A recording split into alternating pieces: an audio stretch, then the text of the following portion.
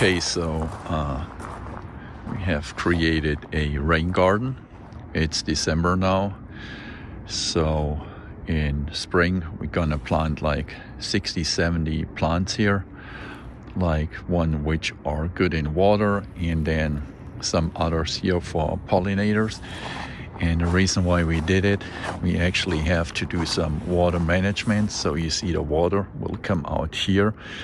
We already had some rain, and you see here, these are the spots where the water stands maybe for 1 or 2 hours.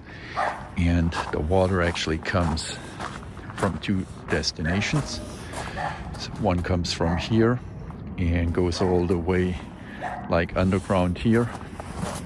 And the next one comes from here, goes all the way there, and then meets with this pipe somewhere here in this vicinity, and then goes this way. Of course, before you do something like that, you always have to be sure that the utilities come, like in our case, and show you where the power lines or gas lines are. So before you do a digging like this one will be grass again. Like everything you see here with straw will be grass, and all of that will be pollinator friendly. And we have that now since 1 week, and it helps definitely already with the water management. So I'm pretty sure once we have the plants in here, which will be an updated video next year. Today is December 31st, 2024. So next year I'm gonna, in May, update this one. And then everything will be with plants, and I hope that we get a lot of monarch butterflies here, and also hummingbirds, which apparently are here in Michigan. I've seen just 1 or 2 of them.